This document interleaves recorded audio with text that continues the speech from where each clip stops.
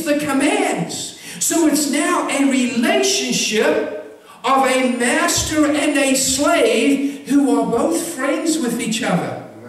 And he gives the slaves a command, and he says, this must be your priority. This is my command. Love each other.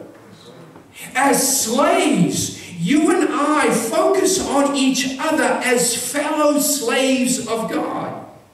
That is why in the book of Acts, the Christ followers always use the word slave to describe themselves. Listen to their prayer after they had been threatened in Acts chapter 4 verse 29. Now, Lord, consider their threats and enable your slaves. Enable your slaves to speak your word with boldness. Stretch out your hand to heal and perform signs and wonders through the name of your holy slave, Jesus.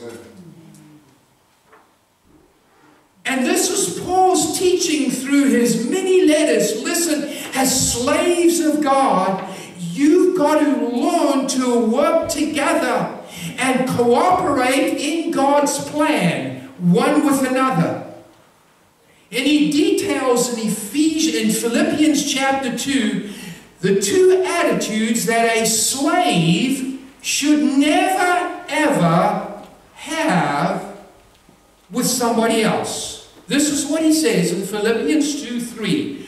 Do nothing. Everyone say do nothing. Do nothing. Out of selfish ambition and vain conceit. Now, Paul tackles the two natural responses of someone who's struggling to say, I am slave. Selfish ambition and vain conceit. Those are hangovers from your unsaved days, from who you were before you knew Jesus Christ. The world teaches you and me that you've got to look out for yourself. Because if you don't look out for yourself, nobody else is going to look out for you. The world teaches us that we've got to look after number one. And if you want to be noticed, and if you want to be respected by others, then you've got to prove yourself in this world. If you want to be a leader, you've got to make some noise. You've got to promote yourself. You've got to push yourself. And then we become slaves of God, and we realize God says the very opposite. Do nothing.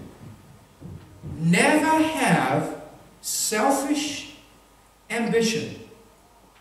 Now, those words, selfish ambition, describe somebody who compares themselves to somebody else. Others are pretty. I am ugly. Other people are smart. I'm not. Others can read really well. I can't. Others have a lot. I don't have much. And this person feels like they have to fight to get the attention of other people. They have to fight to get the applause and to be noticed. And so the ambition is to protect themselves at all cost. In fact, this person with selfish ambition would possibly post pictures on Facebook, and the first thing they do in the morning is get on Facebook and see how many people have complimented them, because that means so much to them. Because it's all about what people have to say about me, even if they're a stranger. In the church, this person with selfish ambition might get frustrated because they are not in control of something, or get anxious if somebody doesn't talk to them. Now, the other side of selfish ambition is vain conceit. Never have vain conceit. Don't compare yourself to anybody else. Those with vain conceit are hungry for respect. The word simply, that's exactly what it means. Hungry for glory, being empty of praise. Someone living in vain conceit always is looking for other people's respect. They are hungry for compliments. They want to be recognized. They don't feel like they are important enough. They will even tell you, I don't feel like I count, like I don't matter. And if you don't make me feel important, then I'm going to find someone who will make me feel important. Thanks, sir. You didn't drink any of it, did you? Yeah, you did. You didn't spit it yet, did you? You had your chance. Listen to how the Message Bible puts it. Don't push your way to the front. Don't sweet talk your way to the top. Now that is hard for us to do. You know why? Because secretly, we all kind of believe that we're just a little bit better than the person next to us. That's reality. That's human nature. So to say, I am slave, I've got to fight myself.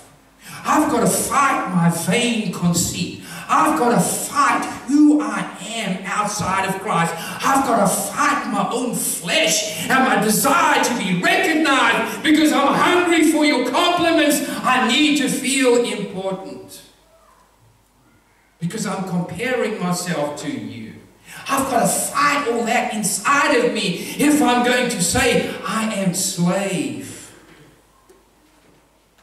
Then Paul in Philippians chapter 2 verse 3 details two actions that slaves do, that they perform. Here they are. Number one, they always value others. They always value others. Paul explains how we love each other as slaves. Rather, in humility, he says, value others above yourselves. That is a characteristic of a humble person. They value other people above themselves. You make others number one. And where do you put yourself? Number? 4, 5, 6. You got it.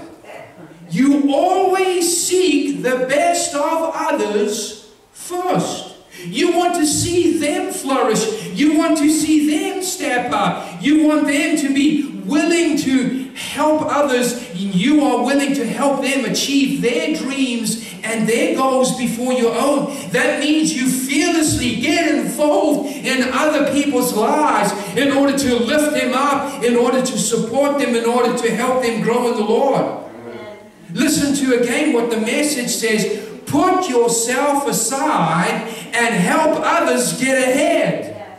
Yes. They value others above themselves. If you are going to leave here today and say, I am slave, you've got to value everybody else in this place above yourself. Not only that, you will always help others. You will help others. Paul is very practical in Philippians 2:4. This is what he says. Not looking to your own interests, but each of you to the interest of the others. In other words, you look out for them. The word for look is actually where we get our word scope from. Like the scope on your rifle. What do you do with that scope? You look through that scope and you look for that deer and you zoom on that deer. You use a scope. And that's what he's saying. You look around you and you focus on God's people. We also get the word microscope from this word. And what does a microscope do? It makes things very clear. And Paul is saying, I want you to look. I want you to scope for the fellow slaves. I want you to go and help them. You scope them out. You look for them. Make them clear in your life. You are going to do everything you can to help them. That means you are prepared to sacrifice yourself. You will give your time and you will give your talent. You will give to others. That is what slaves are commanded to do with each other if we're going to obey the Master's word. Love each other. I've got to delete 2 things, and I've got to begin to do 2 things in my life. I'm valuing you above myself, and I'm going to do everything I can to help you. That means when you text me at 3 o'clock in the morning, I'm going to do my best to answer it at 6 o'clock in the morning. At 3:30, okay? Listen again to the plainness of the Message Bible. This is what it says. Don't be obsessed with getting your own advantage. Forget and forgive yourselves long enough to lend a helping hand. Forget about yourselves long enough to give a helping hand. Now, I know what I'm sharing today sounds, as the young people say, so rad, so radical. It is almost idealistic. It almost feels so far-fetched that it seems unreal, an impossible dream for a group of people to each come together, each saying, I am slave, and I will do nothing out of selfish ambition. I will do nothing out of vain conceit, and I'm going to look to you, and I'm going to consider you as more valuable than me, and I'm going to scope your life out, and I'm going to get involved in your interests. It almost sounds so Christian-like. It sounds so, can I really do this? If you will begin to say, I am slave, you can. And Jesus says you can because we've got someone who showed us exactly how to do that. And our model is Jesus. This is what he says. And he tells us how we can be and say, I am slave in verse 5. In your relationship with one another, have the same mindset as Christ Jesus. Can I say that again? In your relationships with one another, have the same mindset as Jesus Christ. Philippians 2:5. Can you do that? In other words, you have to have the mind and the attitude and the heart of Jesus. Let me illustrate what we can say by same mindset. I want you to imagine yourself driving down an old dirt road. It's never been paved. It's been there for many, many years. And over those years, as the trucks and vehicles have gone down that dirt road, they kind of worn 2 deep grooves into that road. And you come along with your truck on that same old dirt road that has those deep grooves. Now you as the driver, you can drive anywhere on that road. But those grooves are so deep, you kind of almost have to go in those grooves. So you drive within those grooves. And that's what the Lord is saying. I've set the grooves. Now you can drive anywhere you want, but I want you to get in the grooves that I set for you. I want you to drive in those grooves. I want you to have the same mindset as me. I dug those grooves. Now go with it. Have the same mindset as I do. Now we need to hear this because our relationship with one another can sometimes be controlled by the history that we've had with that person, or by the hurts we have felt from that person. How are you looking at other people? Through the hurts that you have experienced? So you back up? Or by the history that you've had with that person, and you say, I know them? Or are you looking at them with the mindset of Jesus Christ? and say to yourself, I am slave. You read the Gospels and you discover that Jesus himself had to step beyond his own history with family, step over the hurts that people had given him and he felt. You see, having the mindset of Jesus has a physical expression.